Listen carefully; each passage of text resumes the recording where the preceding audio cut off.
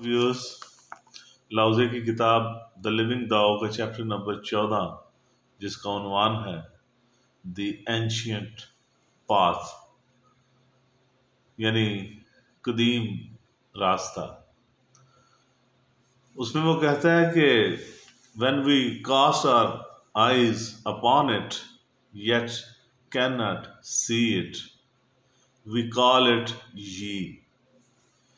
जब हम उस पर अपनी नजरें मरकूज करने के बावजूद भी उसको नहीं देख सकते तो हम उसको ये कहते हैं।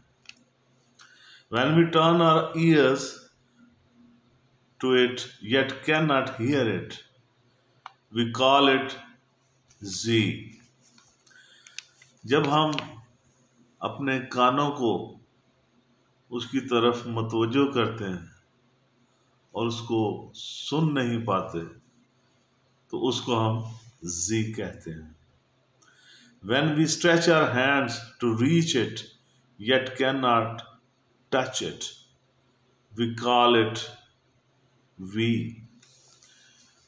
जब हम उसको छूने के लिए अपना हाथ फैलाते हैं और उसको टच नहीं कर सकते, उसको महसूस नहीं कर सकते, तो उसे हम वी कहते हैं। Since we cannot distinguish these three, we equate them as when। जब इन तीनों सूरतों से हम उसको जान नहीं पाते, देखने से उसे देख नहीं सकते, नजर उसको देख नहीं सकती, कान उसको सुन नहीं सकते, लम्स उसको महसूस नहीं कर सकते, जब ये तीनों तरफ से हम नाकाम होते हैं तो हम उसको वाहिद कह लेते हैं, वाहिद कह देते हैं, वाहिद का नाम देते हैं। क्योंकि जिस चीज के मुतल्लिक आप कुछ नहीं कह सकते तो उसको एक कहना भी मुबालगा है। जब हम जानते ही नहीं तो उसको एक कहना भी मुनासिब बात नहीं। Its upper side does not dazzle like strong light। इसका जो ऊपरी हिस्सा है वो बड़ा रोशन है, लेकिन इतना रोशन नहीं है जिससे आंखें चुंधिया जाएं। Its underside does not dim like darkness। और इसके नीचे वाला हिस्सा जो है वो इतना मध्यम है लेकिन अंधेरा नहीं है। मतलब ये है कि उसके मुतालिक कुछ भी नहीं कहा जा सकता, कुछ नहीं कहा जा सकता उसके मुतालिक। It is beyond description. अकल कुछ भी कहने से कासर है उसके मुतालिक। And easily confused as nothing. जब जाहिर है कुछ नजर ना आए, कुछ महसूस ना हो, कुछ लम्स ना हो, सुनाई कुछ ना दे, तो ऐसी हालत में तो ज़हन उसको नथिंगनेस ही कहेगा। क्या कहेगा? कुछ होने के लिए कुछ निशानियां होती हैं जिससे ज़हन किसी चीज के होने को महसूस करता है, गवाही देता है। लेकिन यहां तो ऐसी कोई चीज नहीं। जिस चीज पर भी आप हाथ रखते हैं वो फना हो जाने वाली है, वो हकीकत नहीं है। वो एक दिन पैदा हुई थी, एक दिन मिट जाएगी। अल्टीमेट रियलिटी हकीकत कुबरा नहीं है। Its shape is shapeless।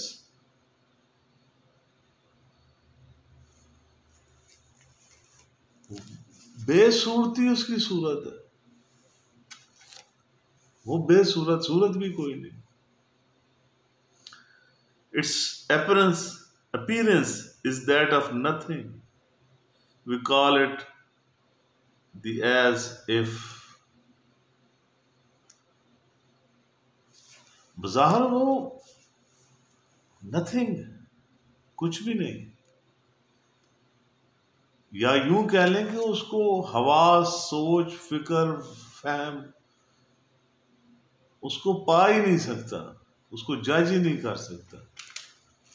तो ऐसी हालत में जब कुछ भी ना हो तो वो nothing.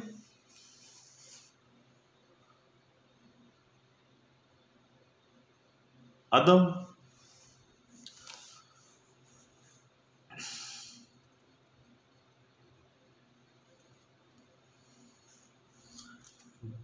When we greet it, we cannot see its face. लेकिन जब हमें वो महसूस होता है, हम उसे मिलते हैं किसी अलहदा हिस्से, तो हम फिर भी उसका चेहरा नहीं देख सकते।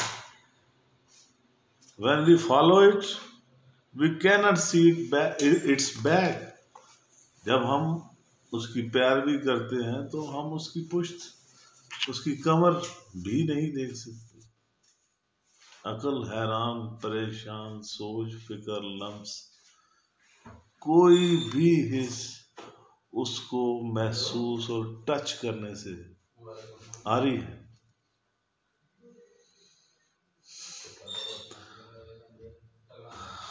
यहाँ आके लौज़े गुम, कुछ भी नहीं कहते, क्योंकि उसकी कोई ही सोच, फिक्र, इल्म, इरफान, ज्ञान, ध्यान उससे वो उसको टच ही नहीं कर सकता, बेबस है। सो वो कहता है कि I should only follow the path walked by the ancient sages.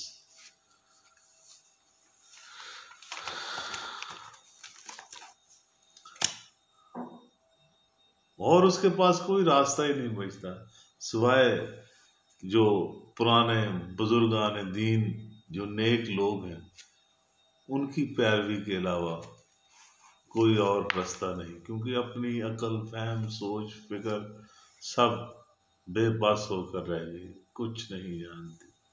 ऐसी हालत में वो बुजुर्गों का, नेक लोगों का, दीनदारों का, अच्छे सही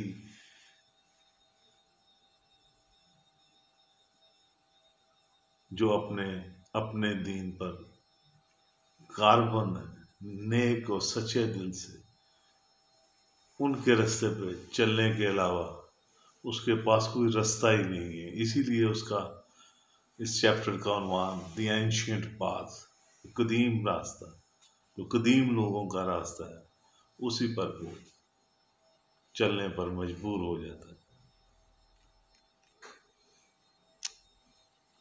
That is how I can deal with situations of the now. इस तरह वो कहता है कि मैं जो रोजमर्रा की जिंदगी है उनको उन लोगों की तालीमात की रोशनी में वो सारे मामला, जिंदगी का जो सिलसिला है वो मैं चलाता हूँ।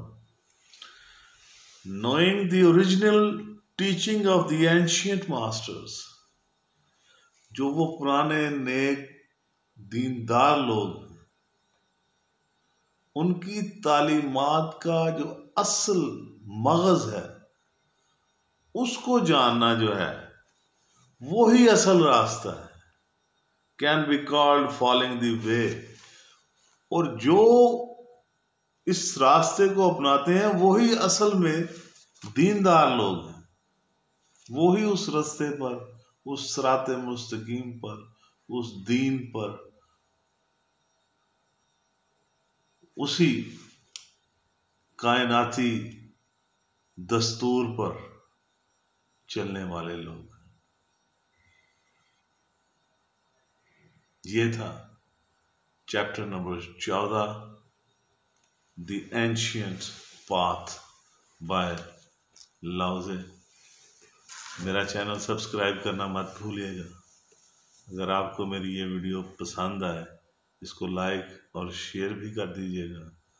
मेरा फेसबुक का पेज निगाह NIGAH, उसको भी लाइक और फॉलो कर दीजिएगा, ताकि मेरा और आपका ये इल्मी सफ़र कायम व दायम रहे। आपका बहुत बहुत शुक्रिया।